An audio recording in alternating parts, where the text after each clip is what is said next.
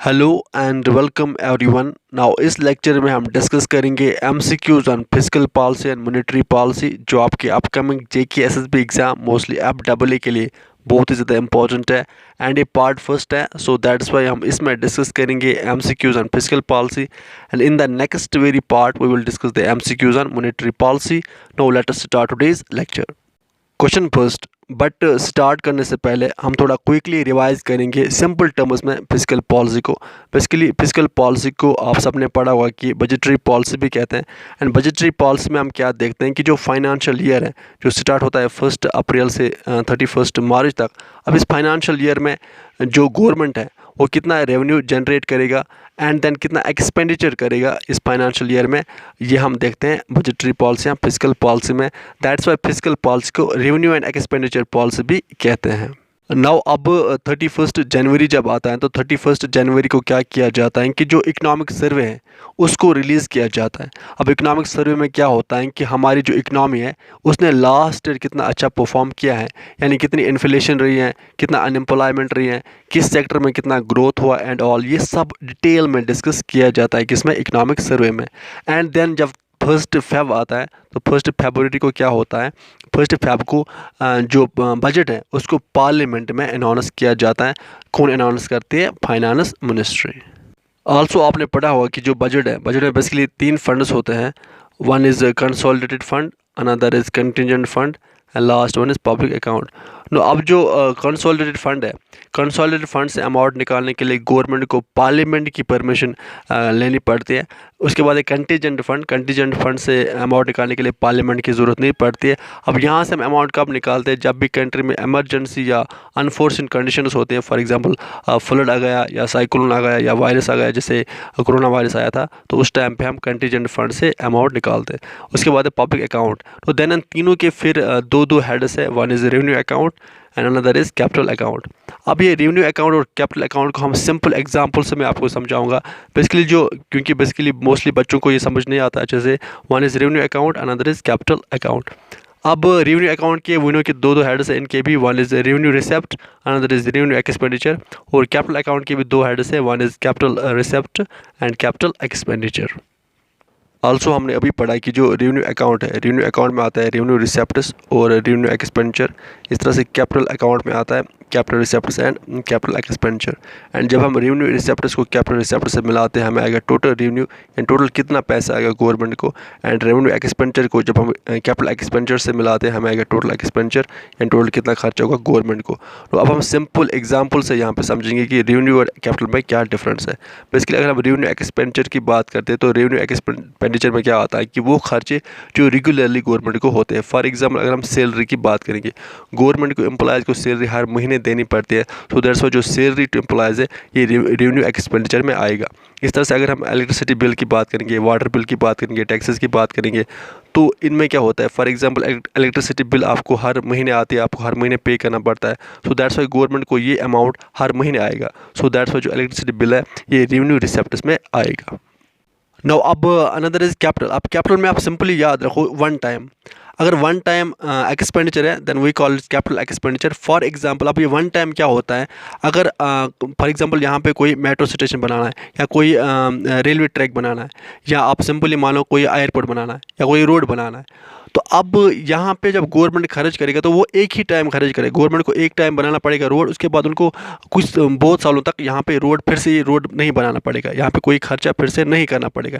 इस तरह से रेलवे है, इस तरह से मेट्रो है एंड ऑल। तो ये आएगा किस में, ये आएगा कैपिटल एक्सपेंडिचर में।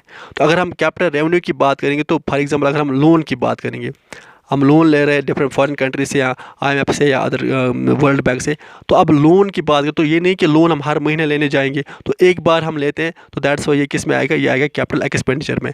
अब लोन पे इंटरेस्ट देना है तो इंटरेस्ट तो आपको हर महीने देना पड़ेगा। दैट्स वाई जो इंटरेस्ट है ऑन लोन ये है रेवेन्यू एक्सपेंडिचर, ये आपको याद रखना है। नाउ अब ये और 5-6 टर्म्स है। वैसे मैं कोशिश कर रहा हूँ कि आपको सिंपल लैंग्वेज में ये चीज़ें समझाऊँ ताकि आपको अच्छे से ये अंडरस्टैंड हो जाए। अब ये 5-6 टर्म्स और है, बजट डेफिसिट है, रेवेन्यू डेफिसिट है, इफेक्टिव रेवेन्यू डेफिसिट है, फिस्कल डेफिसिट है, net fiscal deficit and primary deficit है। अब मोस्टली बच्चे जो है वो कन्फ्यूज़ होते हैं budget deficit and fiscal deficit में। अब जो बजट डेफिसिट है, बजट डेफिसिट में क्या आता है, यहाँ पे जब हम टोटल एक्सपेंडिचर क्या होता है, revenue expenditure plus capital expenditure, जब हम इसको सब्ट्रैक्ट करेंगे, माइनस करेंगे टोटल रिसेप्टस से, टोटल रिसेप्टस में क्या आता है, रेवेन्यू रिसेप्टस प्लस कैपिटल रिसेप्टस, तो हमें आएगा बजट डेफिसिट। ओके, इसके बाद नेक्स्ट टर्म है रेवेन्यू डेफिसिट। अब रेवेन्यू डेफिसिट में क्या होता है, जब हम रेवेन्यू एक्सपेंडिचर को मतलब कैपिटल को हटा के जब हम रेवेन्यू एक्सपेंडिचर को सब्ट्रैक्ट करेंगे रेवेन्यू रिसेप्ट से, तो हमें आएगा revenue deficit. Now another term is effective revenue deficit. अब इफेक्टिव रेवेन्यू डेफिसिट कैसे आएगा, जब हम रेवेन्यू डेफिसिट को सब्ट्रैक्ट करेंगे grants to states for creation of capital asset, तो हमें आएगा इफेक्टिव रेवेन्यू डेफिसिट। बिकॉज ये जो grants to states for creation of capital asset है, ये आएगा आपके कैपिटल एक्सपेंडिचर में। दैट्स वाई जब हम ये करेंगे माइनस रेवेन्यू डेफिसिट को, तो हमें आएगा effective revenue deficit. Now another term is fiscal deficit. अब फिस्कल डेफिसिट में पहले आपको एक चीज़ याद रखनी कि जब भी फिस्कल डेफिसिट होगा तो इसका मतलब यह है कि इंटरनल एक्सटर्नल बोरोइंग जो है वो इंक्रीज़ हुई है। अब यहाँ पे जब हम फिस्कल डेफिसिट को देखेंगे तो फिस्कल डेफिसिट किसके इक्वल होता है, जब हम टोटल एक्सपेंडिचर को सेपरेट करते हैं revenue receipts plus recovery of loans plus receipts from disinvestment से, हमें आएगा fiscal deficit. One more thing आपने नोटिस की होगी कि फिस्कल डेफिसिट में सारे रेवेन्यू रिसेप्टस को हम सब्ट्रैक्ट करते हैं टोटल एक्सपेंडिचर से, बट सारे कैपिटल रिसेप्टस को सब्ट्रैक्ट नहीं करते हैं। हम यहाँ पे सिर्फ recovery of loans plus receipts from disinvestment, जिसे हम नॉन डेट कैपिटल रिसेप्टस है, बस इनको सब्ट्रैक्ट करते हैं। सो यही डिफरेंस है fiscal deficit and budget deficit में, कि बजट डेफिसिट में हम क्या करते हैं, हम टोटल एक्सपेंडिचर को सब्ट्रैक्ट करते हैं टोटल रेवेन्यू रिसेप्टस से, एंड टोटल रिसेप्टस में आता है रेवेन्यू रिसेप्टस और कैपिटल रिसेप्टस, यानी सारे रेवेन्यू रिसेप्टस सारे और कैपिटल रिसेप्टस सारे। बट फिस्कल डेफिसिट में रेवेन्यू रिसेप्टस तो सारे आते हैं, सब्ट्रैक्ट हम करते हैं, बट सारे कैपिटल रिसेप्टस को हम सब्ट्रैक्ट नहीं करते हैं। सो यही डिफरेंस है fiscal deficit and budget deficit में। Now another term is net fiscal deficit. अब नेट फिस्कल डेफिसिट सिंपली इसके लिए फॉर्मूला क्या है, जब हम ग्रॉस फिस्कल डेफिसिट को सब्ट्रैक्ट करते हैं net lending of central government से, तो हमें आएगा net fiscal deficit. And last term is primary deficit. अब प्राइमरी डेफिसिट में क्या होता है कि जब हम करंट ईयर का जो फिस्कल डेफिसिट है, इसको हम जब सब्ट्रैक्ट करेंगे interest payment on previous borrowings, तो हमें आएगा प्राइमरी डेफिसिट। तो ये कुछ टर्म्स आपको याद रखने हैं। तो चलो अब हम आज के सेशन स्टार्ट करते हैं। Question first, among the given option dash way reduce budget deficit. तो ये क्वेश्चन JKSSB ने रिसेंटली फाक के एग्जाम में पूछा था। अब देखो इकोनॉमिक्स पे क्वेश्चन तो इजी आते हैं, बट आप तभी सॉल्व कर पाओगे जब आपने कंसेप्ट को अच्छे से समझा होगा। अब बजट डेफिसिट को कैसे कम कर सकते हैं, कैसे रिड्यूस कर सकते हैं, हमें सिंपली क्या करना पड़ेगा, हमें एक्सपेंडिचर को कम करना पड़ेगा।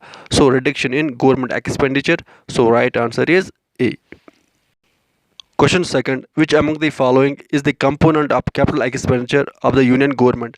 अब इनमें से कौन है कंपोनेंट कैपिटल एक्सपेंडिचर का। अब कैपिटल एक्सपेंडिचर में क्या आता है, यहाँ पे वन टाइम एक्सपेंडिचर आता है, यानी वो खर्चे जो हमें बार बार नहीं करने पड़ेंगे, जो हमें एक ही बार करने पड़ेंगे। अब ए हमारा सैलरी टू एम्प्लॉयज़, ये बेसिकली रेवेन्यू एक्सपेंडिचर है, क्योंकि ये बार बार करना पड़ेगा। सो दैट्स वाई सैलरी देनी पड़ेगी एम्प्लॉयज़ को बार बार। So it is a revenue expenditure. Then we have the electricity bill. Electricity bill basically revenue receipt है, क्योंकि इलेक्ट्रिसिटी बिल गवर्नमेंट को ये पेमेंट हर महीने आएगा। So that's why this is an revenue receipt.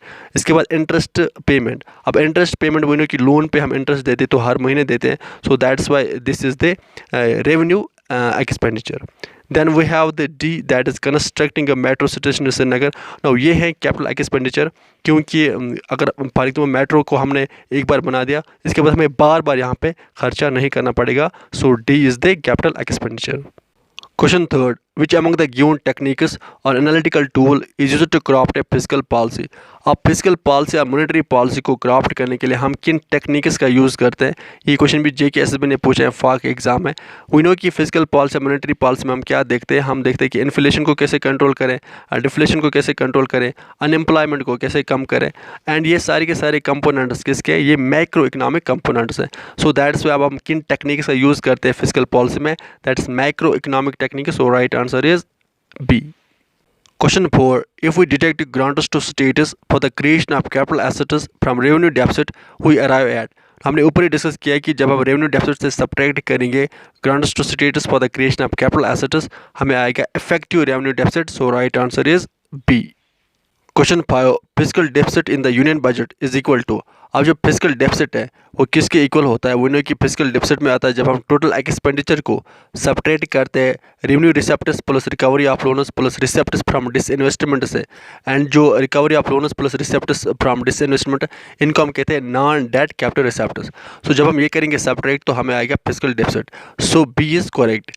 But we also know कि जब physical deficit आता है तो इसका मतलब ये होता है कि internal and external borrowing increase हुई है, यानी फिजिकल डेफिसिट मीन्स कि net increase in internal and external borrowing. So A is also correct, B is also correct. So right answer is D, that is both A and B are correct. So D is right answer. तो ऐसे ही आपको अच्छे से समझना है question को, then आपको answer करना है एग्जाम में। Question 6, which among the following is not the component of physical policy? अब इनमें से फिजिकल पॉलिसी का कंपोनेंट कौन नहीं है? गवर्नमेंट एक्सपेंडिचर है, टैक्सेस भी है, पब्लिक बोरोइंग भी है जिसे हम पब्लिक डेट भी कहते हैं। सो रेपो रेट नहीं है, बेसिकली रेपो रेट जो है ये मॉनेटरी पॉलिसी का कंपोनेंट है। So right answer is D. Question 7, physical policy in India is formulated by? अब फिजिकल पॉलिसी को फॉर्मुलेट कौन करता है? That is finance ministry. So right answer is C. अब इंडिया की करंट फाइनेंस मिनिस्टर कौन है वो आप कमेंट सेक्शन में राइट डाउन करो। Question 8, physical policy is concerned with? अब जो फिजिकल पॉलिसी है ये किससे रिलेटेड होती है? उन्हें कि फिजिकल पॉलिसी को बजटरी पॉलिसी और रेवेन्यू एंड एक्सपेंडिचर पॉलिसी भी कहते हैं। So physical policy is concerned with policy of revenue and expenditure. So right answer is D. Question 9, equality in a country can be best bought through?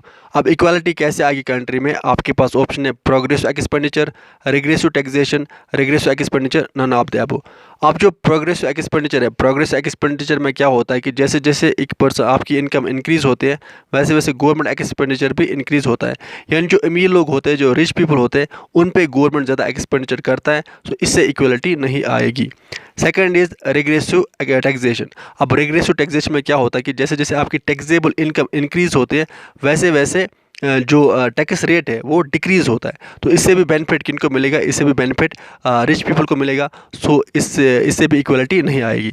Then last one is regressive expenditure. अब regressive expenditure में क्या होता है कि जैसे जैसे आपकी income increase होती है वैसे वैसे गवर्नमेंट एक्सपेंडिचर डिक्रीज होता है, यानी यहाँ पे जो गरीब लोग होते हैं, जो पुअर पीपल होते हैं, उन पे गवर्नमेंट ज़्यादा स्पेंड करता है, उन पे गवर्नमेंट ज़्यादा एक्सपेंडिचर करता है। सो इसी से आएगी equality. So right answer is C, that is regressive expenditure. Question 10, physical responsibility and budget management act was passed to keep check on? अब जो physical responsibility and budget management act है जिसको पास किया गया था पार्लियामेंट में 2003 में, किसको चेक करने के लिए? दोनों को, that is physical deficit and revenue deficit, दोनों को चेक करने के लिए। So right answer is C, that is both physical deficit and revenue deficit.